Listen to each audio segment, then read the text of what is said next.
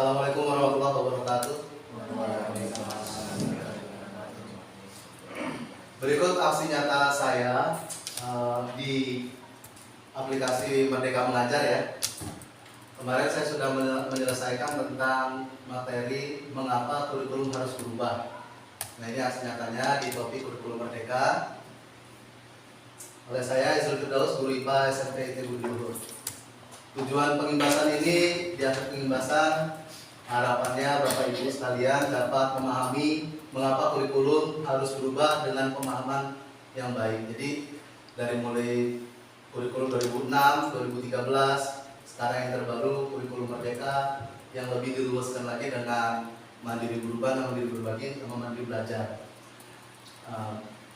Sebelum kita mengetahui alasannya, kita pahami dulu apa itu kurikulum. Kurikulum merupakan panduan pembelajaran pada satuan pendidikan di mana dapat dimaknai sebagai titik awal sampai titik akhir dari pengalaman belajar peserta didik. Kurikulum itu kompleks dan meliputi multidimensi. Jadi kompleks, multidimensi. Kurikulum itu dapat diibaratkan sebagai jantungnya pendidikan. Nah, itu kurikulum. Selanjutnya, apakah peran, fungsi, dan komponen kurikulum? Di sini untuk peran kurikulum sebagai pedoman dan acuan dalam pembelajaran, fungsinya bagi pendidikan adalah untuk memandu dalam proses belajar peserta didik. Komponennya kurikulum menurut Ralph Tyler yaitu tujuan, konten, metode cara atau evaluasi. Sama seperti ketika Bapak Ibu membuat RPP, ada tujuannya, ada materi ajarnya, kontennya, ada metodenya, ada caranya ya, cara mengajarnya, dan terakhir dievaluasi. Nah, itulah kurikulumnya. Selanjutnya, apa pentingnya perubahan kurikulum kalau begitu?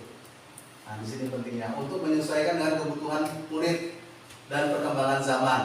Ya, kurikulum yang baik adalah kurikulum yang sesuai dengan zamannya dan terus dikembangkan atau diadaptasi sesuai dengan konteks dan karakteristik peserta didik demi membangun kompetensi sesuai dengan kebutuhan mereka kini dan masa depan. Kurikulum harus selalu berubah agar sesuai dengan perkembangan zaman. Apalagi masa sekarang ini ilmu pengetahuan dan teknologi informasi telah berkembang dan pembelajaran akan membosankan tanpa adanya perubahan. Bukankah tugas kita untuk menyiapkan para peserta didik kita menghadapi zaman yang baru, zaman yang sama sekali berbeda dengan zaman kita dulu? Nah, itulah alasannya kenapa kurikulum itu selalu berubah. Jadi anggapan ganti menteri, ganti kurikulum itu keliru. Tapi ganti menteri, ganti zaman, berarti kan ganti cara, ganti orang. Setiap orang ada zamannya, setiap zaman ada orangnya. Ya. Kalau zaman dahulu kita main bekel, main kelereng. Kalau sekarang nggak ada lagi main gitu, mobil Legend, main permainan secara digital semua rata-rata. Dulu kalau ngirim surat pakai kertas lama nyampenya, kalau sekarang tinggal WA langsung nyampe. Nah, itu bisa diadaptasi dalam pembelajaran. Untuk itu bagaimana cara mengadaptasinya? Diperbarui kurikulumnya. Selanjutnya, apa sih pentingnya perubahan kurikulum? Ini contohnya ya. Zaman kita sekolah dulu menggunakan mesin tik ya. Dengan perlahan sudah diperkenalkan dengan komputer yang masih sebatas menyala, mematikan, ada floppy disk, belum ada flash disk ya. Dan coba kita amati anak zaman sekarang. Mereka lahir dengan teknologi di tangannya. Balita saja sudah pandai memainkan handphone. Dan saat kita menjadi murid, mungkin cita-cita kita hanya ingin menjadi dokter, polisi, guru, dan lain-lain. Tapi sekarang, cita-cita peserta didik kita beragam. Ada yang pengen jadi ilustrator, animasi, kartun, arsitek, aplikasi game, youtuber. Itu udah berubah peserta didik kita. Itulah mengapa kurikulum perlu adanya perubahan agar kita dapat menyiapkan generasi yang akan datang dan mampu memandang ke depan.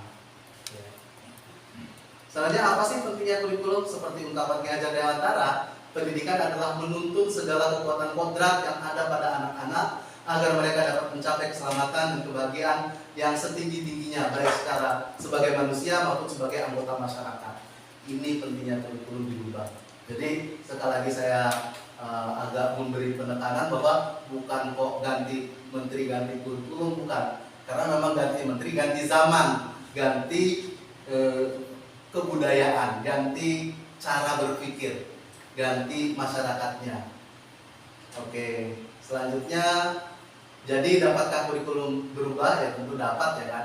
Kurikulum operasional satuan pendidikan harus bersifat dinamis, artinya dapat diubah sesuai perubahan dan perkembangan budaya dan zaman. Selain mengikuti zaman yang sudah diadaptasi sesuai lingkungan geografis, kurikulum bersifat dinamis dan terus dikembangkan atau diadaptasi sesuai konteks dan kebutuhan peserta didik untuk membangun kompetensi sesuai masa kini dan masa yang akan datang. Oke, bagaimana untuk mewujudkannya?